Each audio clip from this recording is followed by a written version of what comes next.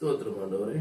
பிரியமானவர்களே, இன்றைய வேத வார்த்தை ஓசியா 14வது அதிகாரத்துல 5வது வசனம் வாசிக்கப்போம். ஸ்தோத்திரிக்கிறோம் ஆண்டவரே. நான் இஸ்ரவேலுக்கு பனியை போல் இருப்பேன். அவன் லீலி புஷ்பத்தை போல் மலருவான். லிபோனை போல் வேரூன்றி நிற்பான். அவன் கிளைகள் ஓங்கி படரும். அவன் அலங்காரம் ஒலிவு மரத்தினுடைய அலங்காரத்தைப் போலவும் அவனுடைய வாசனை லீபோனுடைய வாசனையைப் போலவும் இருக்கும். அவன் நிழலில் குடியிருக்கிறவர்கள் திரும்புவார்கள். தானிய விளைச்சலை போல செழித்து திராட்சை செடிகளைப் போல படருவார்கள். அவன் வாசனை லீபோனுடைய திராட்சரசத்தின் வாசனையைப் போல இருக்கும். ஆமேன். அல்லேலூயா, அல்லேலூயா. ஏன்னா இந்த நாள்ல தேவன் ஒரு பெரிய ஒரு ஆசீர்வாதத்தை கொடுத்திருக்கிறார். ஆமேன். அல்லேலூயா. இந்த ஆசீர்வாதத்தை நம்ம பெற்றுக்கொள்ளணும்னா என்ன செய்யணும்? இது 2வது வசனத்துல கொடுத்திருக்குது, கர்த்தரிடத்தில் திரும்புங்கள் என்று. ஆமேன். அல்லேலூயா. அப்ப நம்ம கர்த்தரிடத்துல திரும்ப சொல்லியிருக்கிறார். தேவன் நம்மள திரும்ப சொல்லியிருக்காருன்னா, இந்த நாள்ல ஏன் நம்மளால திரும்ப முடியல அப்படின்னு சொல்லி கேள்வி வரும்போது தேவன் என்ன சொல்லுகிறாருன்னா, நம்ம பாவத்தினால நம்மளால திரும்ப முடியல. அந்த பாவத்தை எப்படி போக்க முடியும்னா, அந்த ஆதி காலத்துல எல்லாம் அந்த பழைய ஏற்பாடுல நம்ம வாசிச்சிருப்போம். ஏன்னா ஒவ்வொரு காளை, ஒரு மனிதன் பாவத்துக்கு ஒரு காளையை பலி கொடுக்கணும் என்று. ஆமென். அல்லேலூயா. ஏன்னா இயேசு வந்ததுக்கு அப்புறம் அந்த பலி எல்லாம் இல்லாம, ஏன்னா அவரே பலியாகி விட்டார். ஆமென். அல்லேலூயா. அப்ப நம்மளுக்காக அவர் இந்த நாள்ல கூட ஒவ்வொரு மாடு வாங்கினா நம்மளால முடிகிற காரியமா? அப்பனா இயேசு நம்மளுக்காக அவர் தன்னோட சொந்த, ஏன்னா தேவன் சொந்த குமாரனையே பலியாகி கொடுத்திருக்கிறார். ஆமென். அல்லேலூயா. அதனால அதெல்லாம் நம்ம செய்ய வேண்டியதில்லை. நம்ம எப்பேற்பட்ட பாவமா இருந்தாலும் சரி, இந்த நாள்ல கூட தேவன் என்ன சொல்லுகிறாருன்னா, என்ன ஜெபித்து துதித்து ஆராதிங்கள் என்று. ஆமென். அல்லேலூயா. ஒரு பாவம் நீக்கணும்னா அப்பனா நம்ம தேவனை ஜெபிக்கணும். ஜெபித்து தேவனை ஆராதிக்கும் போது நம்ம பாவம் நீங்குகிறது. ஆமென். அல்லேலூயா. அந்த நீங்கும் போது இந்த ஆசீர்வாதம் எல்லாம் நமக்கு கடந்து வருகிறது. ஆமென். அல்லேலூயா. இந்த நாள்ல கூட நம்மளோட பாவம் நீங்கணும்னா, ஏன்னா உதடுகள்னால செய்யறது கூட பாவம் தான் வேதத்தில் எழுதி இருக்கிறது. ஆமென். அல்லேலூயா. உதடுகள்னால நம்ம தேவனை துதிக்கிறோம், தேவனை ஆராதிக்கிறோம். அப்பனா அந்த உதடுகள்னால எத்தனை நம்ம முறுமுறுக்கிறோம், எத்தனை வார்த்தைகளை விடுறோம். இதையெல்லாம் தேவன் அருது இருக்கிறார். இது பாவம் என்று சொல்லுகிறார். ஆமென். அல்லேலூயா. இந்த பாவத்தை எல்லாம் நம்ம செய்யாமல் பாதுகாத்து கொள்ள வேண்டும். அப்படி செய்யணும்னு என்ன செய்யணும்? இயேசுவே என்று நம்ம அழைக்கும் போது கண்டிப்பா நமக்கு அந்த பாவம் எல்லாம் நீங்குகிறது. ஆமென். அல்லேலூயா.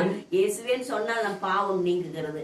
அப்ப இப்படி எல்லாம் இந்த வார்த்தை இருக்கும் போதுதான் அப்புறம் தான் சொல்றாரு இந்த ஆசீர்வாதம் எல்லாம். ஏன்னா ஒவ்வொரு சூழ்நிலையும் இப்ப வாசித்தது போல நம்ம வேறு ஊனி படர்வார்களாம். ஏன்னா நீலி புஷ்பத்தை போல படர்வார்களாம். ஆமென். அல்லேலூயா.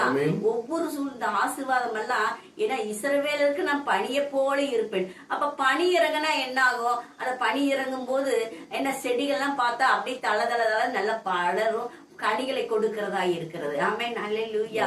அப்படிதான் தேவன் நம்ம மேல் பணிவோடு இருக்கிறாராம். ஆமென். அல்லேலூயா. அப்ப இந்த மாதிரிதான் தேவனோட ஆசீர்வாதத்தை, இந்த ஒவ்வொரு ஆசீர்வாதத்தை இப்ப வாசித்தது போல நம்ம நீலி புஷ்பத்தை போலவும், ஏன்னா ஒவ்வொரு வேறு ஊன்றி நடக்கவும், ஏன்னா நம்ம கொடிகள் எப்படி படரதான் கனிகள் போய்கொண்டே இருக்கும். ஆமென். அல்லேலூயா. ஒரே இடத்துல இருந்தா நம்ம கனிகள் கொடுக்க முடியாது.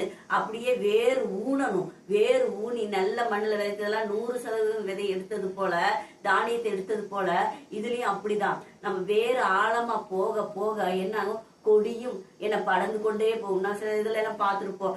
பூசணி கொடிகளையும் சொரை கொடிகளையும் ஒவ்வொரு பீக்கங்கொடிகளையும் ஒவ்வொரு காய்கறியும் சொல்லிட்டே போலாம். அப்படியே அந்த காய்கறி கொடி போக போகதான் பிஞ்சுக போய்கொண்டே இருக்கும். அப்படிதான் நம்மளோட வாழ்க்கையிலும் நம்ம வேறு ஆழமா ஊனும் போது இஸ்ரவேலருக்கு பனியை போல இருக்கேன்னு சொல்லியிருக்கிறார். அப்ப அந்த பனி நம்ம மேல பெய்ய பெய்ய அப்படியே அந்த பனி இறங்க இறங்க என்னாகுமா, நம்மளோட நம்ம எப்படி இந்த செடிகள் செழிக்குதோ அது போல நம்மளும் செழிப்போம். ஆமென் அல்லேலூயா.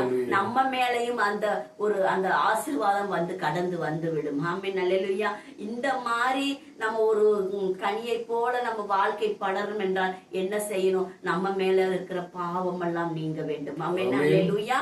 நம்ம பாவம் என்னைக்கெல்லாம் நம்ம ஒப்பு கொடுத்து ஜெபித்து நம்ம ஜெபத்துல தரிச்சிருக்கிறோமோ கண்டிப்பா நம்மளும் இந்த கொடியை போல வேரூன்றி நம்மளும் படர செய்வார். ஆமென் அல்லேலூயா. இந்த நாள்ல கூட நம்மளை பாதுகாத்து கொள்ள வேண்டும். இந்த ஓசியா 14வது அதிகாரத்துல 2வது வசனத்தை வாசித்து பாருங்க. ஏன்னா கர்த்தரிடத்துல திரும்புங்கள் என்று. ஆமென் அல்லேலூயா. நம்ம அவரிடத்துல திரும்பும் போது கண்டிப்பா நம்ம ஒவ்வொரு சூழ்நிலையிலையும் பாவத்துல இருந்து நீங்க முடியும். அல்லேலூயா.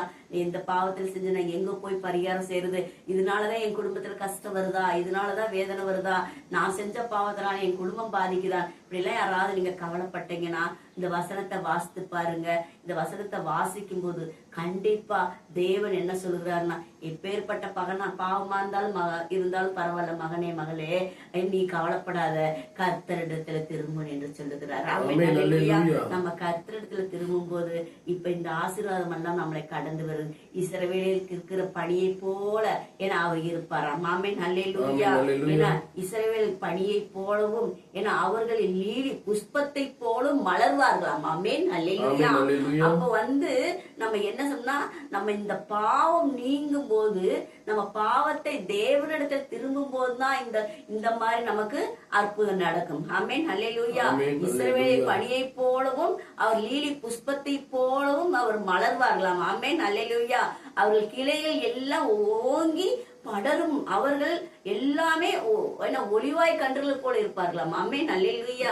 அப்ப நம்ம தேவனோட நம்ம பற்றி கொள்ள வேண்டும். இந்த நாள்ல கூட யாராவது திரும்பாம இருந்தா தேவனிடத்தை திரும்புங்க, அவர் பணியை போல் நம்ம மேல் வருவார். ஆமென் அல்லேலூயா.